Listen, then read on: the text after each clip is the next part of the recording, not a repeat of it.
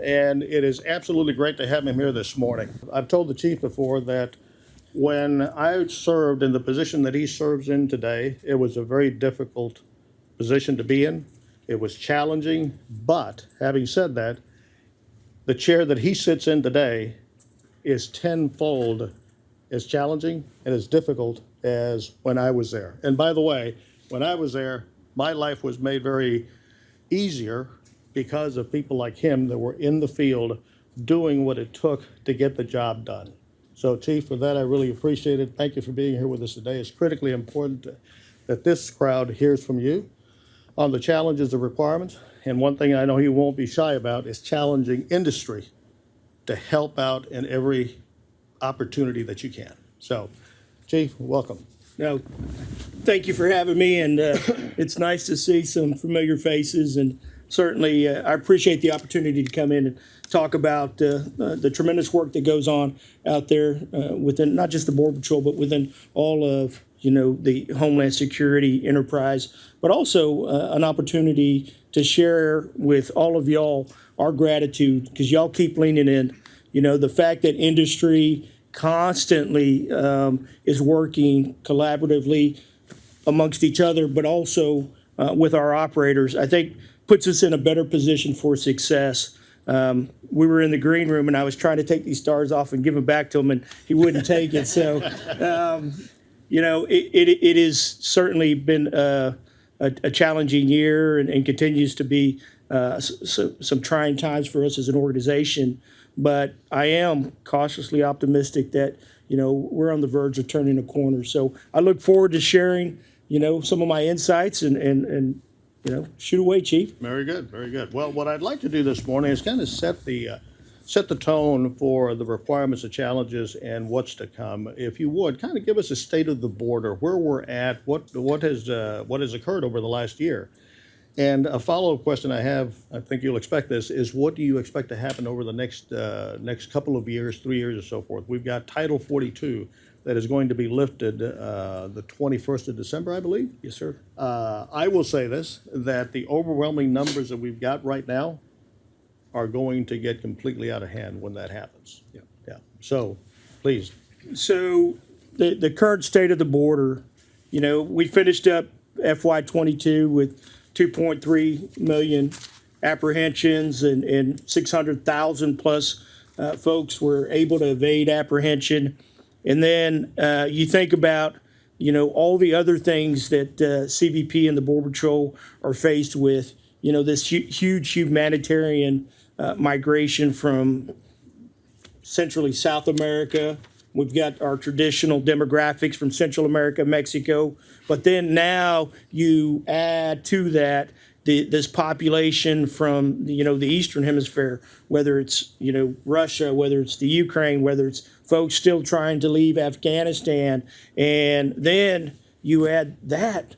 160 different countries. Back when I started, and certainly probably when you started, we worried about 3 or 4 countries, exactly. Central America and Mexico, and every once in a while you may have had somebody from China. But for our agents and our frontline officers, it is such a complex mission that trying to determine which pathway and how we process has made it even more challenging for them. And so when you think about in 2014, we had a UAC crisis in South Texas, principally. 2019, we had a family unit crisis, principally in South Texas. Well, now I have a family unit crisis. I have a migration crisis. I have unaccompanied children, not to the same degree, smaller numbers, still requiring a certain way of dealing and handling with that population group. But it's spread out almost across the entire 2,000 miles of the southwest border. And then you add on these challenges that we have in Puerto Rico and in Miami sector. I was having a conversation not too long ago with the department, and they said, well, we're going to try and help you do this, this, and this on the southwest border. I said, well, that's great.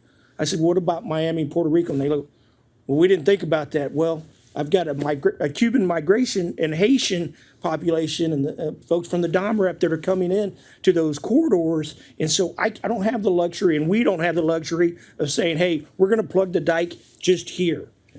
I don't, we have to do it simultaneously across the board. And so when we talk about building capacity, we talk about leveraging technology, we talk about two mission sets. Back in the day, it was we apprehended, we processed them, we returned them. Now we apprehend, we process them, then we hold them, detain them. We work on, whether they have an immigration benefit due to them, and then you have to coordinate with all these other different agencies, and that poses, a tremendous challenge for us because the expectation was everybody's going to keep pace with CBP, DHS, and the Border Patrol, but that necessarily doesn't happen the way we would ultimately like to see it happen. And so what we're faced with now in 23, this morning we were, our 7-day average is 7,800. So within the last 7 days or 10 days, we've gone up about 800 apprehensions a day, more than we were previously. And so we have become logistical experts. And nobody would ever thought that about a Border Patrol agent. But that's what we have had to become to be able to manage the amount of individuals that we are seeing through our facilities. This morning, 1,800 individuals were processed virtually from our agents that are housed in the northern sectors so they can stay with their families and continue to support this mission along the southwest border. And so as I start looking into my crystal ball, Chief, this is what I expect to happen in anticipation of December 21st. One, as you described, we're going to see an uptick. We know anytime there's a policy adjustment, regardless of whatever it is, there's always an increase in traffic. And then as we get a process and system in place to deal with the migrant populations that are coming along the southwest border principally, I think we start to see a decrease. If we can build a system that efficiently processes those asylees and then allows us to focus on that population that is still trying to get away from our Border Patrol agents, right? We see this happening in Arizona. We see it happening in Laredo, Texas. I was asked not too long ago in a very important deposition about the word crisis. And, I'm an operator. I'm going to shoot straight from the hip. And I said, yes, we are in crisis. And here's what I would tell our audience members, the public, everyone else.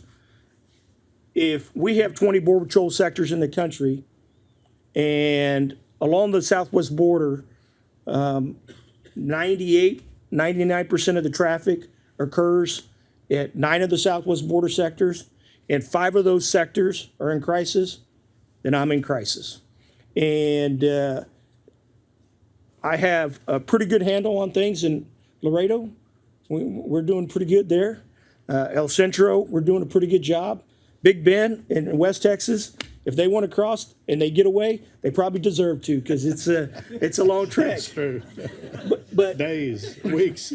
but you think about, here we have San Diego with a tremendous investment of infrastructure, technology, people, yet we still have, significant people evading apprehension in that area. Why? Because we have some terrain challenges. We still have some technology gaps. I was up on Otay Mountain, which is just east of San Diego, about 3 weeks ago, and I was watching the agents apprehend a group, and they were having trouble still transmitting. We're in 2022, and we're still having trouble communicating. And so as we start thinking about, what the future looks like and what we're dealing with now, we have to factor in all of what, I just described. And then you got these real significant threats out there, Chief. You got fentanyl that continues to be a major concern for every single community and should be a major concern for all of us. DEA has made it their number one priority is to reduce the amount of fentanyl coming through the southwest border. You still have the traditional narcotics that we've seen over the years. For some reason, people still think they should traffic marijuana, which I have no idea why they do that. That's true. That's true. And then you think about, folks that are really coming into this country to try and do something bad. We can call them bad actors. You can call them that criminal threat, or even to some degree, folks that may fall within our terrorist screening database because they've done something in their home country that warrants a red flag for us. And so those are the populations that I want to ensure that we're focusing as much of our attention on as we are that 4-year-old little girl that comes across that river by herself. And so trying to balance that as an organization becomes a huge challenge for us. But I will say this, and you started this off, Chief, the tremendous work that the men and women are doing across all the organizations that are providing assets and resources to this problem set are phenomenal. Yeah. Right, right. Well, the chief did a great job of talking about the state of the border. But if we let him go on for another 3 hours, he could continue filling in some of the stuff he talked about the very critically important stuff. One of the things I want to come back to very quickly is what we used to call the threat in the mix. Yep. It's that, and by that I mean the following. I believe it was in 2015 or so, we had our numbers of apprehensions, encounters, to 310,000 for the entire year. 310,000. Now we're at 2.3 million that we know of. And anybody's best guess as to what got along. A lot of it we do know because of technology and so forth. But the numbers are tremendous. But take a look at what's in the mix. That bad actor, those people looking to come in, take advantage of the situation. That is where we really need to be focused. The chief talked about the transmission, the communications. It is ungodly that we send our people out there the way that we do to these areas, and they're basically incommunicado. If they get into trouble, how do they call for help? Yeah. So it's a lot of these things that are going on. I wrote down a bunch of stuff here. I won't go into everything. But the chief talked about San Diego being what we used to refer to as a mature sector because of their infrastructure, technology, and so they still need help. They still need help. And then we have the Big Bend areas, which are kind of immature in the technology and so forth, and we have the involvement. We have 3 sets of sectors. So industry, this is where we need your help. We really need your help on helping the chief, help his men and women on all of these things that are lacking out there. Chief, you covered fentanyl, you covered some of the other stuff. One of the things that I think you and I have agreed upon historically is every time we talk about borders, we talk about illegal immigration. That seems to be the one thing that takes front and center, critically important. Critically important for men and women like us because the workload associated with that basically denigrates our ability to do anything else. So fentanyl, narcotics, weapons, cartels operating, criminal organizations, human trafficking, smuggling, all of these things continue to occur. Touch a little bit of what industry might be able to help with relative to all the other things that are happening out there. Yeah, so I had the opportunity to travel across the pond to Israel not too long ago, and we were at a event where they were showcasing some of the technology and assets that they deploy against their border environment. And, they had their robotic canine, which, we've had in and along the border area here a couple of times in a trial and test phase. And I thought, and if I could just get about 3,000 of those robotic Border Patrol agents, not canines, but Border Patrol agents, I might be able to be victorious in all of this. So for industry, there's a couple of things that are important to me and my team, and we have this conversation an awful lot, right? We still are in a position where it requires an awful lot of manpower to support the technology that we deploy out there. So any opportunity where we can use machine learning and, AI and merge all the assets that we have out there, so that way it takes less of a Border Patrol agent that typically should be out there on patrol and puts it in the hands of maybe someone who has that level of expertise and those skills to be able to operate that type of equipment certainly would be a benefit for us. Number two, we have made investments from when Chief Colburn was in and you and others, and we keep building on the infrastructure that we have out there. One of the things that we have to be mindful of is that when we do that, it should be in a way that assimilates and brings all that technology and complements, not, oh, we're building and we're adding something new to your toolkit, Chief, and so now you have to throw this away because, one, it's awfully expensive, and two, the agents are very reliant on technology to provide the situational awareness that they need. People ask me, how much confidence do I have in that 600,000 gotaways? And typically I say, you know what? Every day I get more and more confident because every day my team pushes out more surveillance technology. And so those numbers, it isn't, hey, a Border Patrol agent looking at 10 footprints. It is, hey, I can count 10 people. And then, by the way, we're going to check it with the art of what we do as Border Patrol agents. And so that helps us in the border security mission set, right? Situational awareness has to be our number one priority. Number two, as we look at this humanitarian mission set that we have adopted or somebody bestowed that on the Border Patrol, then we have to figure out how to process them as efficiently as we can and in a manner that's humanitarian and still ensures that we're not letting somebody slip through the cracks.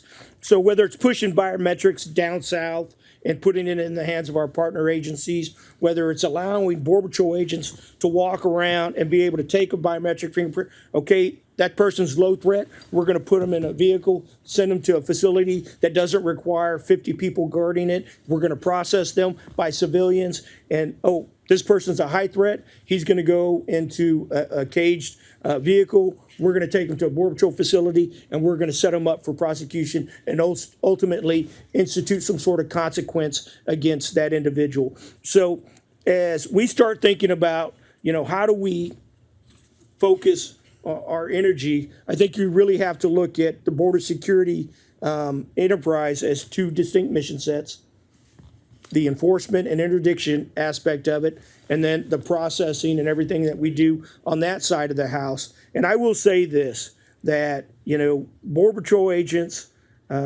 we like to hang on to what you give us.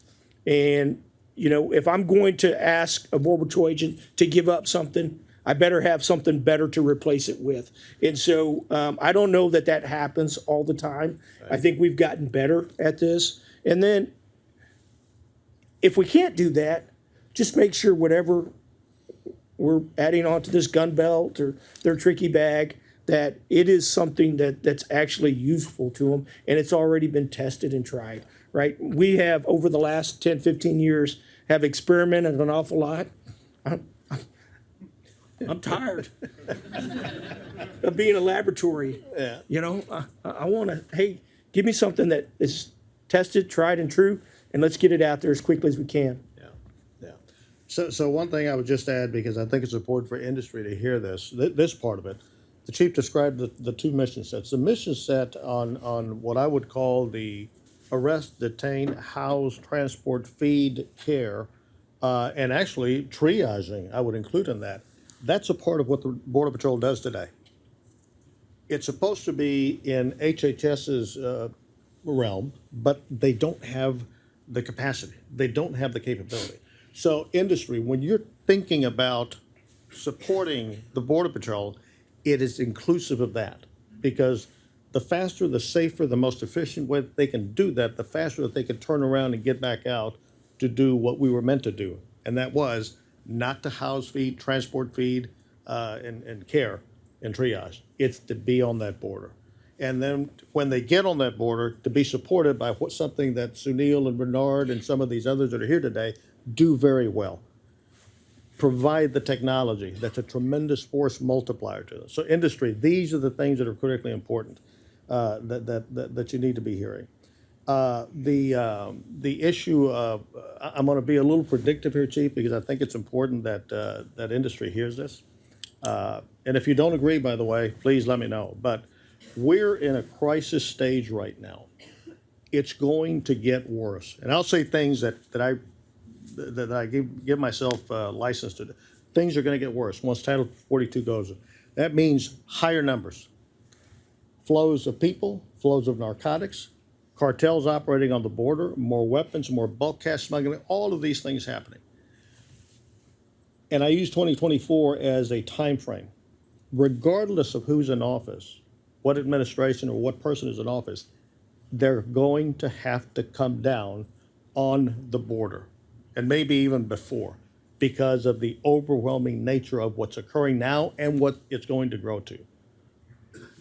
To me, that's a fact. The other fact, Chief, that you and I have talked about is that when the Border Patrol is getting the resources and we get the intestinal fortitude as a country to move forward to take that border back, these men and women are going to be the ones on the front lines. They're going to have to fight to gain that border back. And what that translates to people like me and the Chief is violence against our people is going to skyrocket. We've seen it before. We can predict this because we've lived it, Chief Colbert and others, the Chief here. So be thinking about that from an industry perspective of what's happening today, but what's coming quickly around the bend. Yeah, I would just offer up that, there's been some predictive analysis done on what we might expect after the loss of Title 42 on the 21st. And I've heard upwards of 18,000. Do I think 18,000? No, I don't. Do I think 9 or 10,000 individuals in a 24-hour period, is that a number that's probably going to be encountered out there? All day long. I mean, we're already at sometimes 8,000 plus. So hitting 9,000 or 10,000 is not beyond the realm of possibility. But I will say this, every day, every single day, my team makes progress on some front, right? Whether it's deploying another AST, whether it's making or deploying more TAC devices out to our frontline personnel, whether it's, adding more processing coordinators or instituting a new module in our electronic A-file process. So as, the numbers go up, we get a little bit better. Unfortunately, we're not keeping pace with the amount of traffic that we're experiencing right now, but we do, I think, have an opportunity over the next several months, I think, to show folks that if you make some investments, if we have some policy adjustments, we can turn a corner with respect to the amount of traffic that we're seeing right now on the southwest border. I do. Right. So we've got a few minutes left here, but I wanted to make sure that we cover status of infrastructure, and more importantly, than infrastructure, the so-called wall to me, is the supporting technology. Yeah. What do you see? Where are we at? What is the vision? What are the requirements? Yeah, so, I've said all along, and I'll tell just about anybody that, the system, to me, as an operator, one of the biggest opportunities is, the investment we make within the infrastructure system down along the border. And so, because if you decide to build border wall, barrier, it brings a road. And when you look at the 2,000 miles of the southwest border, I still have points along that border that Border Patrol agents have to either walk to, they have to be on horseback, or God forbid, they have to be on an ATV, which was the case just yesterday.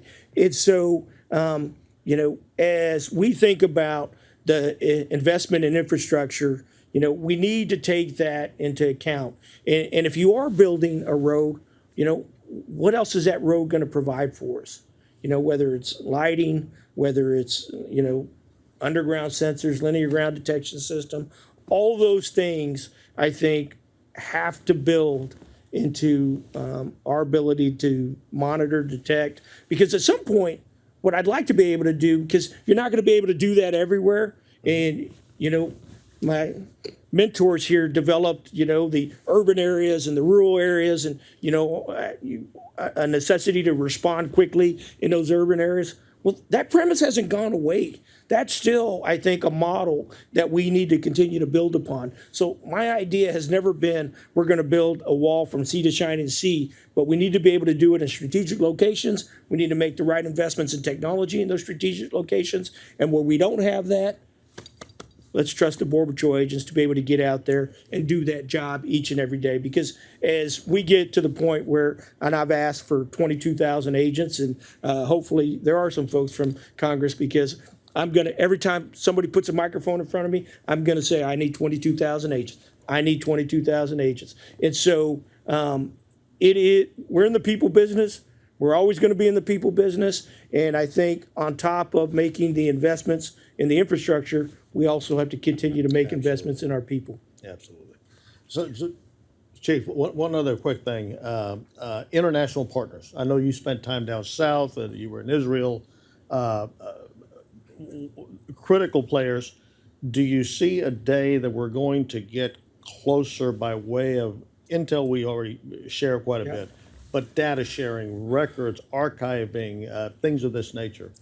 Yeah, that becomes a huge challenge, especially as, you know, administrations change, not just here, but OCONUS, and their priorities change quite a bit. We continue to try and tackle whether it's an MOU with our foreign partners so we can access, you know, advanced passenger information or be able to share, you know, ATS, all these things I think that are critical to be able to identify the 93 folks that were on the TSDB list before they even hit the southwest border. So we're monitoring the activity when they land in Mexico City or Cancun or wherever they may land. And so for us, we have to make the investment in building those relationships correctly. And I think we're still off. And I say we're off in the sense that, you know, we need a partnership with the Department of State. We need a partnership within the Department of Homeland Security. And so whether it's a Border Patrol agent or an ICE agent or an FBI agent or somebody from the Department of State, when they're having a conversation with a foreign partner, they're able to say, hey, here are the things that here are priorities from the U.S. government. And is there any way we can do a better job of partnering there? And I would say yes. And so I think we're doing a pretty good job on the biometrics front. I think we need to figure out a better way to monitor the amount of traffic that we have south of us, because that is going to allow us to prepare. So I talk about agility as an organization. You know, I need to be able to move resources. The last thing I want to see happen is another September in Del Rio where we have 16, 17,000 Haitians showing at our doorstep saying, hey, we want in.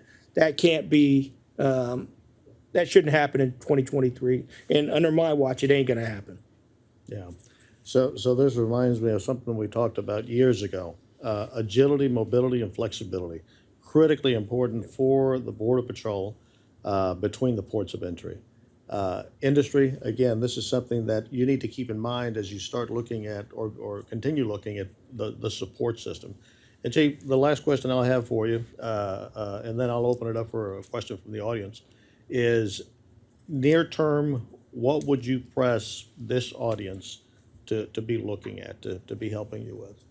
So as technology continues to evolve, you know, and I started the conversation off where we still have technology gaps out there and communication gaps, you know, and when we recognize those gaps, right, we try and leverage satellite communications, which is still awfully pricey. Yeah. And my budget's not keeping pace with the cost associated with communication and data sharing and all those things. So at some point, we're going to have to be able to create a system that allows us to do this in a much more efficient way. And it doesn't have to be across all 6,000 miles of the northern border, 2,000 miles southwest border, or certainly in that maritime environment, which is a whole nother challenge that I would ask industry to think about, because I think the threats that are happening in Puerto Rico, New Orleans, and Miami, and then in our littorals is just as concerning to me as what's happening in El Paso, Texas today. And so figuring out a way to drive that cost down, and so that way it is easier for us as an organization to leverage that, right? It shouldn't just be, the Silicon Valley of the world and the tech companies that are able to take advantage of this. Law enforcement agencies also should have that at the palm of their hand. And so anything industry can do to continue to drive the cost down and make it more affordable for us. And then, I would close that on the investments in industry. We're people, and it has to make sense to our workforce, and it has to be user friendly. And I think I still see, when I go out there, that there's a bit of frustration, and I can't have 19,360 Border Patrol agents trained on 8 different things. And what we need to be able to do is say, hey, even you, Chief Ortiz, can handle this piece of equipment. There you go. Yeah. Good points. Okay, we got time for maybe 1, maybe 2 questions, but anybody have any questions from the audience here? And if not, Chief, that means that you, right over here. Everybody knows in Washington, D.C. that everything is based upon funding. So has your funding increased or decreased under the Biden administration? And if so, your possible methods to acquire more funding other than emergency stopgap measures such as the Haitians down in Eagle Pass? No, that's a great question, Ben. Great to see you. For us, we have made, I think, some significant investments with respect to the humanitarian mission set. I don't know that our investments in the border security arena have kept pace with the requirements that we have. As most people know, we still have a military footprint out there that is supporting us in the tune of about 2,500 soldiers. We have, a requirement for air hours. We have a requirement for, other support from the Department of Defense. That comes at a cost. And it's a cost not just for us, but for all of the U.S. government. And so as I start having these conversations with the Hill and the appropriators, they have been very receptive. Near term, it's the long-term investments that I think we as an organization need to do a better job of qualifying. I think there's still a trust issue to some degree with members on the Hill, and of course that changes every couple of years, it seems like. And so what I have to be able to do is say, my requirements are the same regardless of whether the Democrats are in power or the Republicans are in power. My requirements are my requirements. And so to answer your question, I think we've made some significant investments. My budget is higher. It's well known. It's over $6 billion. That's a pretty big corporation any way you look at it. And so could I use 7? Yeah, I could probably use 8. But I will say that, we're in a critical time right now. We're in a CR till the 16th, and fingers crossed that even if we get into a smaller CR, that we can actually get an omnibus that will put us in a position to be able to dedicate some more resources down to the border. But it hasn't stopped us. Renard over here is, pushing me to sign things every single day, and I'm like, how risky is this? He goes, just a little risk. Well, Chief, thank you very much for spending some time with us today. We know we're very, very busy, but I know that you agree it's important for these folks to hear from you and from your people, from people like Renard and Sunil and others that are here today. So again, thank you very much. Appreciate all the work you guys are doing out there.